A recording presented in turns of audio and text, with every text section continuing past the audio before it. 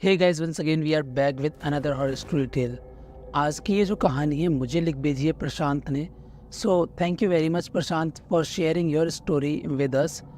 सो आज की ये जो स्टोरी है काफ़ी ज़्यादा इंटरेस्टिंग होने वाली है। मुझे नहीं लगता आप लोगों ने इससे पहले ऐसी कोई स्टोरी सुनी होगी। इस स्टोरी को आधे से ज़्यादा लोग तो फियर फाइल्स का एपिसोड समझने वाले हैं और आधे से ज़्यादा लोग किसी मूवी का पार्ट। तो चलिए अब इसे बिल्कुल शुरू से शुरू करते हैं।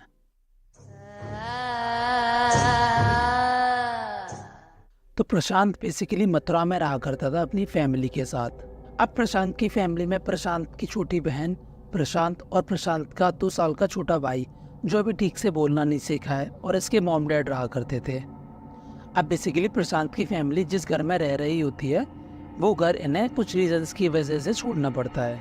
अब ये लोग अपने पुराने घर को छोड़कर एक नए घर में जाकर शिफ्ट हो जाते हैं। अब ये जो इनका नया घर था ये काफ़ी ज़्यादा खूबसूरत, काफ़ी ज़्यादा मॉडर्न और काफ़ी सारी फैसिलिटीज़ के साथ बनाया हुआ था। लेकिन इस घर के जो लैंडलॉर्ड थे वो बड़े ही बेकार से टूटे फूटे घर में रहा करते थे। लेकिन ये बात प्रशांत की फैमिली को समझ में नहीं आई। आखिर इतना खूबसूरत घर बनाने के बाद ये हमारे लैंडलॉर्ड इतने बेकार टूटे फूटे घर में क्यों रह रहे हैं, इतने अच्छे घर को छोड़कर।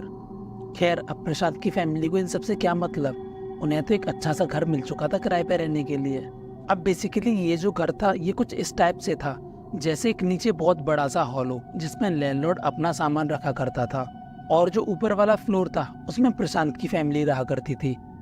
अब प्रशांत और प्रशांत की फैमिली इस घर में काफी अच्छे से रह रहे थे। अब इन लोगों को इस घर में रहते रहते कुछ ही दिन बीत चुके थे। अब तभी इस घर में कुछ कॉलेज के स्टूडेंट्स भी आकर शिफ्ट हो जाते हैं। अब सब कुछ बढ़िया चल रहा था, लेकिन फिर कुछ दिन बाद प्रशांत के जो पिताजी थे उनको बहुत ज़्यादा नुकसान होने लगा। जैसे नए घर में आते ही इनकी 3 दिन पुरानी बाइक का चोरी होना और उसके बाद जहां ये लोग अपना नया घर बनवा रहे थे उस घर की छत का गिर जाना जिसके अंदर 2 लेबर वाले दब चुके थे। मतलब कुछ इस तरीके से मनुष्यत सी फैल चुकी थी प्रशांत की फैमिली में इस नए घर में आने के बाद। अब एक दिन होता क्या है, गर्मियों की शाम होती है। अब ये जो कॉलेज के स्टूडेंट शिफ्ट हुए थे प्रशांत की फैमिली के साथ, इनमें से एक स्टूडेंट टाई कमांडो का चैंपियन था जो अक्सर प्रशांत को टाई कमांडो सिखाया करता था। अब उसी शाम प्रशांत टाई कमांडो सीख रहा था। तभी प्रशांत जिस घर में रह रहा होता है उस घर की मकान मालिकन आती हैं और अब वो प्रशांत की मम्मी से आस पड़ोस की बातें करने लग जाती हैं। और तभी प्रशांत की मम्मी भी बातों बातों में पूछ लेती है मकान मालिकन से, आंटी आपने इतना सुंदर घर तो बनाया लेकिन आप लोग इसमें रहते क्यों नहीं हैं, उस टूटे फूटे घर में क्यों रहते हैं। लेकिन प्रशांत की मम्मी की ये बात सुनकर मकान मालिकिन कोई भी प्रॉपर आंसर नहीं करती। वो इधर उधर की बातें बोलकर बात घुमा देती है।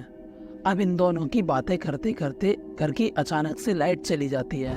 शाम का वक्त होता है तो पूरे घर में अचानक से तुरंत अंधेरा हो जाता है। अब जैसे ही घर में अंधेरा होता है ये जो मकान मालिकिन थी वो तुरंत उस घर से गायब हो जाती है, पता नहीं चलता कहाँ गई।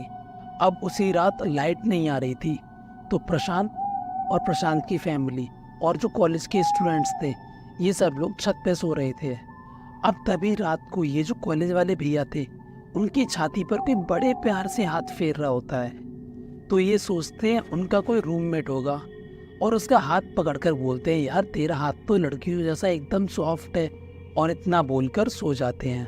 अब फिर 1-2 घंटे बाद इन्हें अपनी छाती पर एक वजन जैसा महसूस होता है, मानो छाती पर किसी ने 50-60 किलो का वजन रख दिया हो। ऐसा लगता है कि छाती पर आकर कोई बैठ गया है। अब जैसे ही ये भैया अपनी आंखें खोलते हैं ये बताते हैं कि इनकी छाती पर कोई अजीब से फेस की लेडीज बैठी हुई थी जिसका चेहरा जला हुआ था, मानो चेहरे पे से खून टपक रहा हो, जिसे देखकर ये बहुत ज़्यादा सिटपटा गए। और अगले ही दिन ये सारा किस्सा ये प्रशांत की फैमिली के साथ डिस्कस करते हैं, क्या उनको भी ऐसा आवाज़ हुआ था। अब इतना सुनने के बाद प्रशांत की फैमिली मना कर देती है, नहीं हमें तो ऐसा कुछ फील नहीं हुआ। अब इतना सुनने के बाद ये जो कॉलेज के भैया लोग थे ये बिना देरी करते हुए इस घर को छोड़ देते हैं।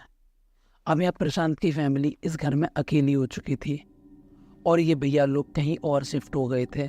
अब कुछ दिन तक तो इस घर में सब कुछ नॉर्मल चलता रहा, लेकिन फिर कुछ दिन बाद इन लोगों को भी इस घर में कुछ अजीब सा आभास होने लगा, जैसे प्रशांत की मम्मी को घर के अंदर किसी लेडीज का अचानक से भागते हुए दिखना, जबकि वो घर में अकेली हुआ करती थी।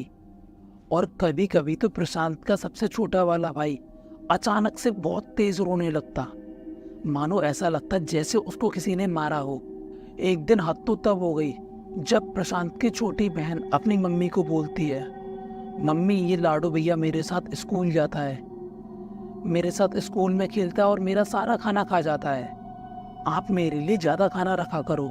अब प्रशांत की मम्मी प्रशांत की बहन से पूछती हैं, कौन लाडो भैया?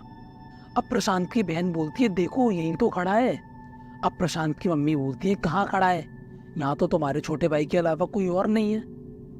अब प्रशांत की बहन गुस्से में चिड़चिड़ाते हुए बोलती है, मम्मी देखो लाडो भैया खड़ा है छोटे भाई के साथ। छोटा भाई तो प्रशांत की मम्मी को दिख रहा था, लेकिन ये लाडो भैया कौन था ये प्रशांत की मम्मी की समझ से परे था, लेकिन वो प्रशांत की बहन को दिखता था।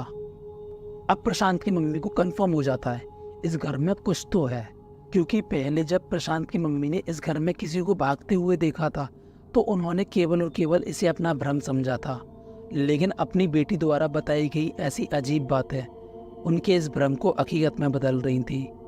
अब कुछ दिन बीत जाते हैं। अब जैसे ही कुछ दिन बीतते हैं, प्रशांत की मम्मी अपने सबसे छोटे वाले बेटे की एक्टिविटीज़ को नोटिस कर रही थी। अब वो जब उसकी एक्टिविटीज़ को नोटिस करती है तो वो क्या देखती हैं कि उनका बेटा किसी के साथ खेल रहा है।